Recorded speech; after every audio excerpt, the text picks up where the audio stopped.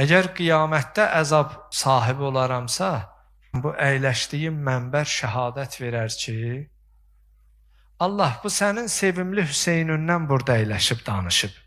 Özünün əməli olmasa da, amma sənin sevdiyin Hüseyndən danışıb.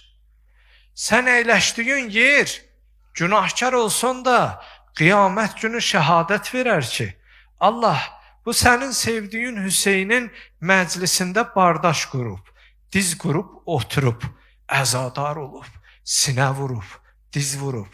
Bu əyləşdiyin yerin qədrini bil.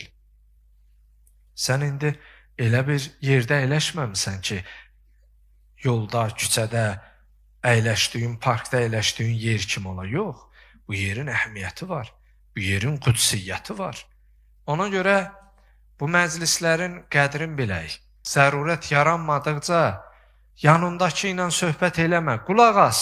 Bəlkə yanındakı qulaq asmaq istəyir, amma sən danışırsan, ona da mane olursan. Ona görə son dərəcə əstəğfirullah, mən demirəm, mən naçizə, heç bir əməli olmayana qulaq as, yox. Amma bu danışdığım sözlər Allah şahidimdir ki, qulaq asıb əməl eləsək, dünya və axirətimizə fayda verən sözlərdir. Çünki bu Allah kəlamıdır, İmam Peyğəmbər kəlamıdır. Ona görə Allah Teala Quran-ı Kərimdə buyurur, İnnə kəlimətəllahiyəl ulya. Allahın kəlamı, kəlamların şahıdır, sultanıdır. Nə qədər ədəblə diqqət edib qulaq assaq, daha çox fayda aparacaq.